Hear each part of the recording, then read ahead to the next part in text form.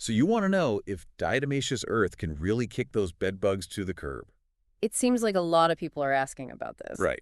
And this time we're going deep on an article from, get this, Simple Pest Management. They're a pest control company, so we're getting their insider perspective. Exactly. It's their expert take on this whole diatomaceous earth thing, how it works, what it's good for, and whether you can really DIY your bed bug problem or need to call in the big guns. And let's be real, no one wants to mess around when it comes to bed bugs. No kidding. So to start off, what exactly diatomaceous earth?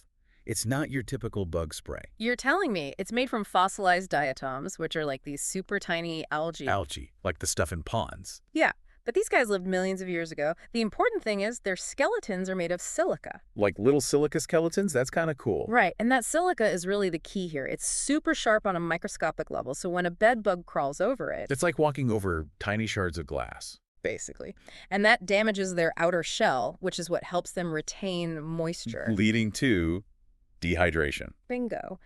And the best part is, DE works on every stage: adults, the little nymphs, even the eggs. So it's like disrupting their whole life cycle. Yeah. Right. Not just picking off a few here and there, Exactly. You're stopping those future generations from even getting started. which is a huge relief if you've ever had to deal with these guys.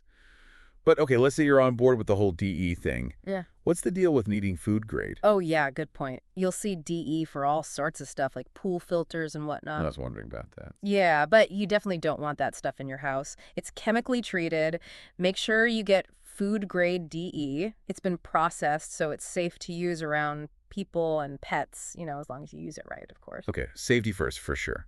So you've got your food grade DE. What's next? Do you just sprinkle it like everywhere? It as sprinkling, but you got to be strategic about it. You got to think like a bed bug. They're not just going to wander out in the open. They like those dark little hiding spots. So under the mattress, behind the headboard, all those little nooks and crannies. You got it. Mattress seams, furniture legs, even around electrical outlets. Basically anywhere you've actually seen a bed bug or think they might be hanging out. Okay, so light dusting, not dumping the whole container. Got it. Exactly. The article had a good way to picture it. It's like you want a thin layer, just enough so when those bed bugs crawl through, They get a little taste of their own medicine. right, and they can't avoid it. Like you're building a tiny little obstacle course, only they don't get a prize at the end. That's a pretty good visual. But what about, like, how often do you have to reapply it? Is it a one and done kind of thing? Yeah, Or it's not like they're gone, right? it's definitely not an instant knockout like some of those chemical sprays. Yeah, those are intense. DE takes a little more time to work, and you got to reapply it pretty regularly, especially in those high traffic areas. Oh, right, like under the bed, around the furniture legs, all those spots we were talking about. Yeah, and especially after cleaning, it's like you got to keep rebuilding those bed bug obstacle courses. Those poor bed bugs, they never catch a break. Speaking of, isn't cleaning up DE kind of a pain? It can be a little messy, I'm not going to lie. Vacuuming it up can be tricky too. You don't want to wreck your vacuum cleaner. Oh, good point. The article mentioned using a brush attachment or even one of those shop vacs if you have one. And, even though it's food grade, it's still a good idea to wear a mask when you're applying it, especially if you've got a lot of those critters running around. Yeah, better safe than sorry, right? Yeah. So DE can be super helpful, but are there times when it's just not enough? Totally. It's not like a magic wand. Or like a magic sprinkle? Something like that. But seriously, if you've got a really bad infestation or you've tried DE and it's just not cutting it, that's when you call in the professionals. Makes sense. Sometimes you just need the big guns.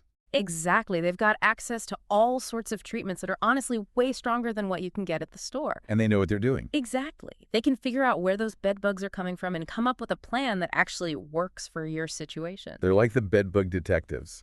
I love it. So much good info today. We've covered what DE is, how to use it, even when it's time to call in the pros. Oh, one last thought before we go. We've been talking about bed bugs this whole time, but DE works on other pests too, right? Oh, for sure. Ants, fleas, even some types of beetles. So if you're dealing with like a multi-pest situation, DE could be your new best friend. awesome. Well, there you have it. Diatomaceous earth, your potential new weapon in the fight against bed bugs, and maybe some other pesky critters too. Just remember to use it safely, follow the tips from Simple Pest Management, and don't hesitate to call in the experts if you need to. Until next time, happy pest fighting, everyone.